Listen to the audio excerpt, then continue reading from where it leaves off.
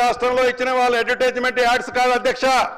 తెలంగాణ రాష్ట్రం కాకుండా దేశంలో మిగతా రాష్ట్రాల్లో ఇచ్చిన అడ్వర్టైజ్మెంట్స్ 580 కోట్ల అధ్యక్ష. తెలంగాణ రాష్ట్రంలో ఇచ్చింది అధికారులు పెద్ద మొత్తంలో ఉంది అధ్యక్ష. దాని భాగవతం తీస్తా. 580 కోట్లు అనేది తెలంగాణ రాష్ట్రంలోని అంకె కాదు అధ్యక్ష.